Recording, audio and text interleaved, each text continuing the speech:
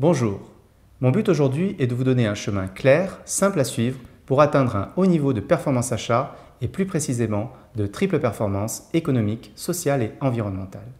Et pour cela, j'ai créé un document récapitulatif qui sert de support de formation avec cette vidéo. Téléchargez le document, dont le lien se trouve juste en dessous de cette vidéo. Il s'agit du guide achat RSE. Dans un instant, je vais vous expliquer le plan complet de la méthodologie achat RSE. Vous vous demandez peut-être, est-ce que cette méthodologie est faite pour moi ? Il y a 3 profils d'acheteurs qui peuvent utiliser ce système avec grand succès. L'acheteur famille, le responsable achat en PME ou manager et le directeur achat. Si vous êtes l'acheteur famille, alors en employant les outils et ressources que je vais partager avec vous, vous allez pouvoir identifier les familles prioritaires et connaître la méthodologie avec les outils dédiés à l'optimisation durable de votre portefeuille tout en y activant les leviers d'amélioration de la performance économique, sociale et environnementale. Vous allez vous forger un profil en phase avec les attentes des recruteurs. Si vous êtes un responsable achat PME ou un directeur achat, alors cette roadmap va vous permettre de structurer une politique achat responsable au sein de votre entreprise ou de votre groupe. Vous allez être en mesure de piloter l'activité sur un seul outil et d'identifier les priorités d'action à mener pour structurer votre service et optimiser l'efficience de vos équipes pour passer dans un fonctionnement en amélioration continue, encore une fois, vers cette triple performance. Votre capacité à mettre en œuvre clairement une dynamique achat au sein de votre entreprise sera une étape clé dans votre évolution de carrière. J'aimerais maintenant répondre à quelques-unes des questions que j'ai reçues le plus souvent. Une de ces questions qui revient le plus, c'est tout simplement « Que propose SWOT pour nous accompagner ?» Si nous avons développé cette méthodologie simple et innovante, c'est pour la faire connaître au plus grand nombre aux bénéfices de leur carrière, mais également par la suite pour créer une communauté autour d'une vision partagée des achats de demain. Mais alors, quel est le plan dont vous avez besoin pour réussir aux achats tout en intégrant une dimension RSE et comment est-ce que nous comptons vous aider à la mettre en place?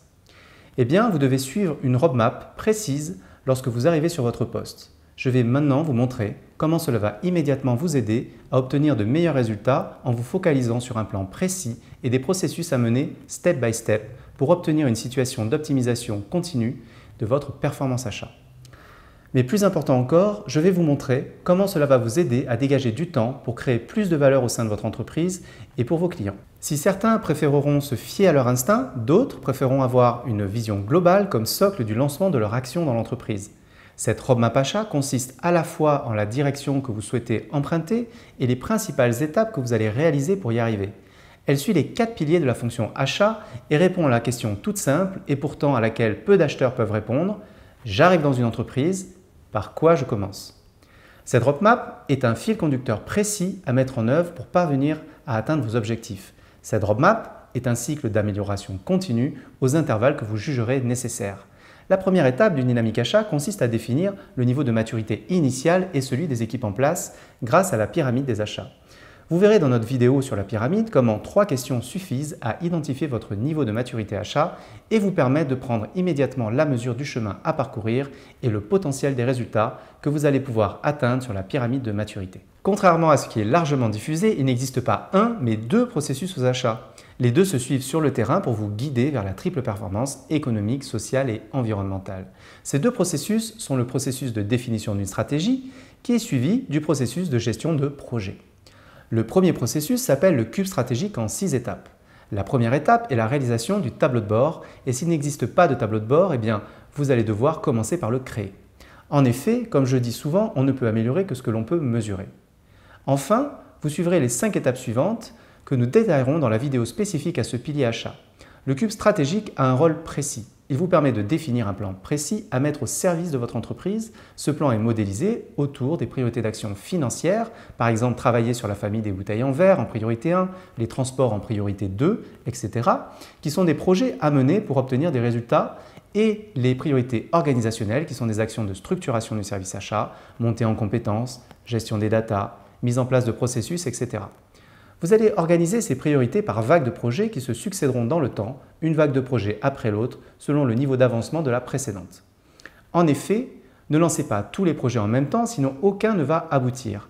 Vous devrez l'adapter à vos ressources disponibles. Une fois votre stratégie réalisée, vous passerez au deuxième processus qui est l'entonnoir de gestion de projet.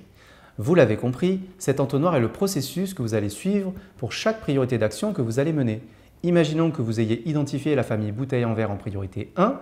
Vous allez alors appliquer sur cette bouteille le processus de l'entonnoir qui est composé de 5 étapes, à savoir l'état des lieux, le passage en mode projet, la structuration de l'appel d'offres, le déroulé de l'appel d'offres et bien sûr la clôture qui contient la phase de transition en cas de changement de partenaire et bien sûr la mesure des résultats. Et cela pour chaque priorité d'action financière vers l'atteinte d'une situation optimisée après l'activation des leviers cumulés d'optimisation qui sont les leviers commerciaux, comme par exemple les appels d'offres, techniques et RSE, que nous aborderons également dans une prochaine vidéo. Tout au long de cette roadmap, la sphère des skills est là. Savoir-être, management bienveillant, leadership, maîtrise des outils digitaux, éthique, etc. Tous ces skills sans lesquels vous n'arriverez jamais à avancer durablement dans votre carrière et dans la montée en maturité achat qui renforce la transversalité et naturellement les interactions humaines en interne et en externe. Maintenant que vous avez vu le plan complet dont vous avez besoin pour réussir et comment je compte vous aider à le mettre en place, j'aimerais encore ajouter une chose. Certains de nos clients et apprenants qui ont eu les meilleurs résultats ont seulement mis en place une partie du système. Certains ont juste fait le tableau de bord, d'autres ont simplement activé de nouveaux leviers d'optimisation pour générer plus de résultats. L'essentiel est de commencer. Regarder les vidéos ne suffit pas, il vous faut agir. Maintenant, vous avez une décision à prendre. J'ai couvert plusieurs points aujourd'hui. Dans cette vidéo, vous avez découvert le chemin à parcourir pour être plus performant aux achats, l'importance de maîtriser vos datas, qu'il n'y a pas un mais deux processus, la stratégie et la gestion de projet. Mais souvenez-vous, vous n'avez pas besoin de tout savoir et tout faire. Il faut prendre la décision d'investir sur soi et d'agir.